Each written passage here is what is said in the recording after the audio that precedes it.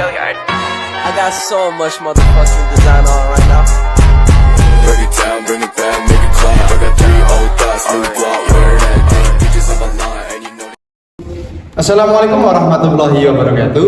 Halo guys, bagaimana kabarnya hari ini? Semoga selalu sehat ya. Oke, sebelumnya perkenalkan nama aku Arjuna. Di sini aku bersama juga teman-temanku akan menjelaskan tentang sumber dan asas hukum acara perdata yang ada di Indonesia nih. Jadi, tugas ini kami persembahkan untuk memenuhi project based learning mata kuliah hukum acara perdata Universitas Hidayah. Bosan belajar, malas baca buku yang tebal, ingin belajar santai tapi dapat nilai A? Yuk, siap penjelasan video berikut ini. Hukum bukanlah sekadar sebagai pedoman untuk dibaca, dilihat, atau diketahui, melainkan untuk dilaksanakan atau ditaati. Maka itu dapat dikatakan secara singkat bahwa hukum harus dilaksanakan. Siapakah yang melaksanakan hukum? Dapatkah dikatakan bahwa setiap orang melaksanakan hukum? Bahkan tidak jarang orang tanpa sadar melaksanakan hukum. Oleh karena itu, pelaksanaan hukum sudah melekat dan terikat dalam aktivitas sehari-hari. Terkait pelaksanaan hukum material, khususnya hukum perdata material, dapat berlangsung secara diam-diam di antara pihak yang bersangkutan, tanpa bantuan pejabat atau instansi resmi. Namun, seringkali terjadi hukum material perdata itu dilanggar sehingga ada pihak yang merasa dirugikan. Lalu, terjadilah gangguan keseimbangan kepentingan dalam masyarakat. Dalam hal demikian ini, hukum material perdata telah dilanggar, perlu dipertahankan untuk ditegakkan dengan suatu peraturan hukum. Nah, peraturan hukum inilah yang disebut hukum acara perdata, atau istilah lainnya, hukum perdata formil. Hukum acara perdata adalah peraturan hukum yang mengatur bagaimana caranya menjamin ditaatinya hukum perdata material dengan perantaran hakim. Dengan perkataan lain, hukum acara perdata adalah peraturan hukum yang menentukan bagaimana caranya menjamin pelaksanaan hukum perdata material. Dapat dikatakan bahwa hukum acara perdata itu mengatur bagaimana caranya untuk mengajukan tuntutan hak, memeriksa, dan juga memutus serta pelaksanaan daripada putusannya. Peraturan ini yang berfungsi untuk mempertahankan berlakunya hukum perdata karena tujuannya memintakan keadilan lewat hakim. Hukum acara perdata dirumuskan sebagai peraturan hukum yang mengatur proses penyelesaian perkara perdata lewat hakim di pengadilan, sejak dimajukannya gugatan sampai dengan pelaksanaan putusan hakim. Dalam peraturan hukum acara perdata itu diatur bagaimana caranya orang mengajukan perkaranya kepada hakim di pengadilan, bagaimana caranya pihak yang terserang itu mempertahankan diri, bagaimana hakim bertindak terhadap pihak-pihak yang berperkara, bagaimana hakim memeriksa dan memutus perkara sehingga perkara dapat diselesaikan secara adil. Terus, bagaimana cara melaksanakan putusan hakim dan sebagainya sehingga hak dan kewajiban orang sebagaimana telah diatur dalam hukum perdata itu dapat berjalan dengan semestinya.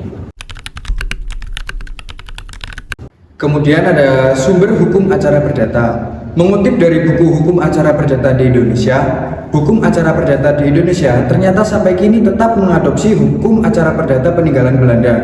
Sumber hukum acara perdata adalah tempat di mana dapat ditemukannya ketentuan-ketentuan hukum acara perdata yang berlaku di Indonesia.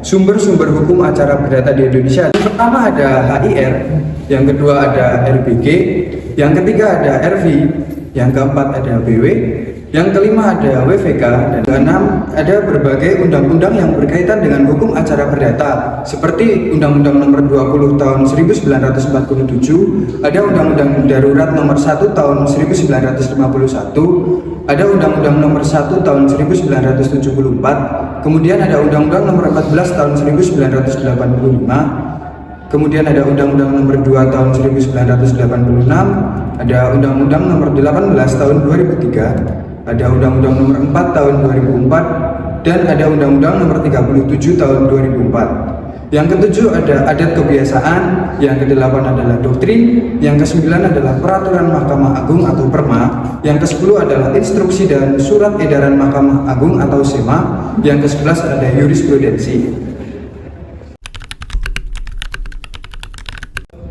Asas-asas hukum perdata sebagaimana dikutip dari buku pengantar hukum acara perdata dan contoh dokumen ligitasi perkara perdata oleh Bambang Sugeng AS SH.MH. Asas hukum acara perdata di Indonesia adalah: 1. Hakim bersifat menunggu. Mengajukan tuntutan adalah hak pihak yang berkepentingan. Hakim bersifat menunggu datangnya tuntutan yang diajukan kepadanya, namun sekali datangnya perkara diajukan kepadanya, hakim tidak boleh menolak untuk memeriksa dan mengadilinya meski dengan dalil hukum tidak dan kurang jelas. 2. Hakim bersifat pasif.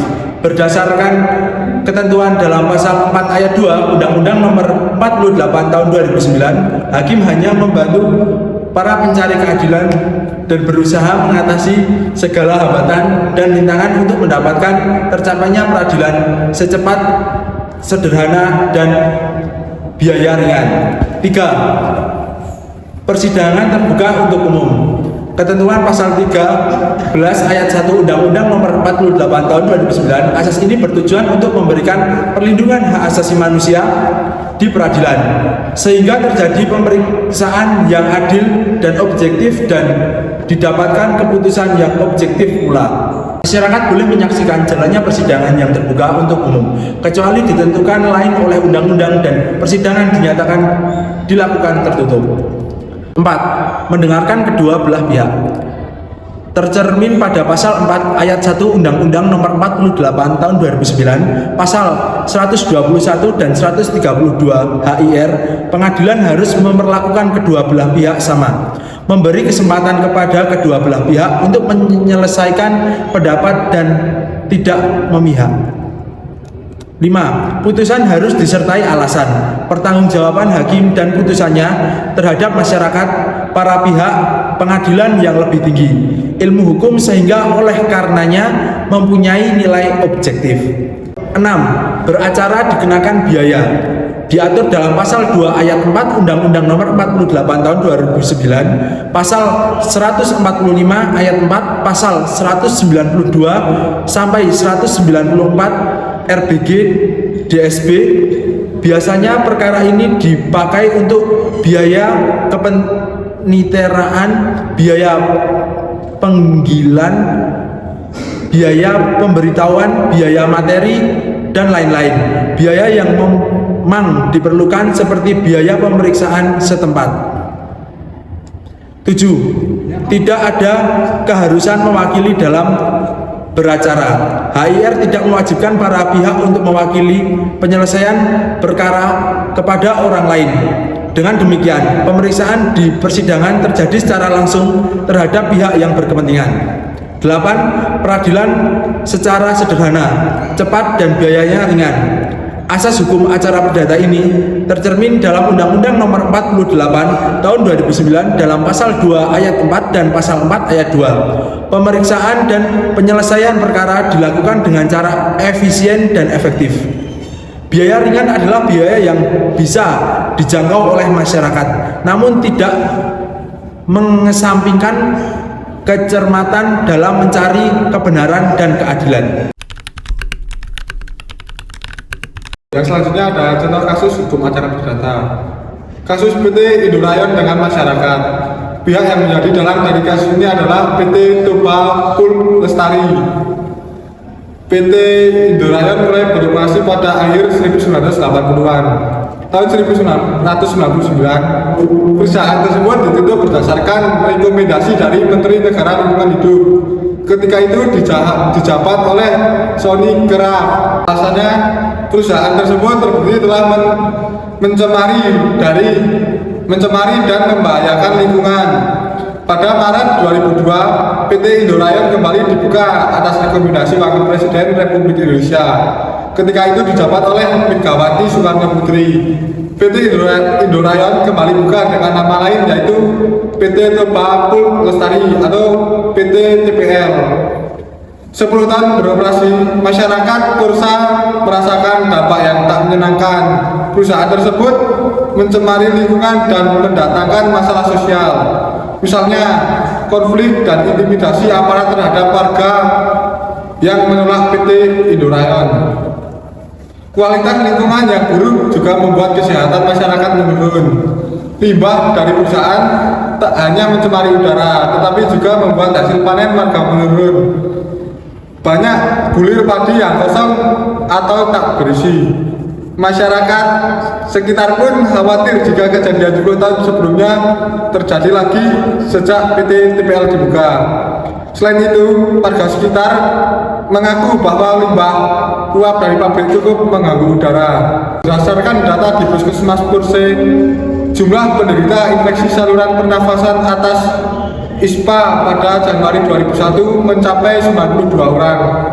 Pada Januari 2002 mencapai 103 orang. Jumlah tersebut meningkat lagi pada Januari 2003 yaitu menjadi 128. Analisis dari kasus tersebut, PT Indra Raya merupakan perusahaan yang telah mencemari lingkungan hingga mengakhiri dampak yang buruk bagi masyarakat sekitar. Kemudian perbuatan melawan hukum merupakan perbuatan yang melanggar kaidah-kaidah tertulis, yaitu bersifat bertentangan dengan kewajiban hukum pelaku dan melanggar hak subjektif orang lain. Perbuatan melawan hukum meliputi beberapa hal, yaitu perbuatan yang bertentangan dengan hak milik orang lain, perbuatan yang bertentangan dengan kesusilaan, perbuatan yang bertentangan dengan kewajiban hukumnya sendiri, dan perbuatan yang bertentangan dengan kehati-hatian atau keharusan di dalam pergaulan masyarakat yang baik. Perbuatan melawan hukum memiliki 3 kategori. Yang pertama, perbuatan melawan hukum karena kesengajaan. Kedua, perbuatan melawan hukum karena kelalaian. Ketiga, perbuatan melawan hukum tanpa kesalahan atau tanpa kesengajaan dan kelalaian. Selain itu, perbuatan melawan hukum punya beberapa unsur-unsur tersebut adalah adanya perbuatan tersebut bersifat melawan hukum, adanya kesalahan dari pelaku, adanya kerugian di pihak korban, adanya hubungan kausal atau saling menyebabkan antara perbuatan dengan kerugian. Sekian pembahasan dari kelompok kami, semoga dapat bermanfaat dan juga berguna untuk masyarakat umum. Dan bertemu lagi di video selanjutnya. Dadah. Jangan lupa terus support kami.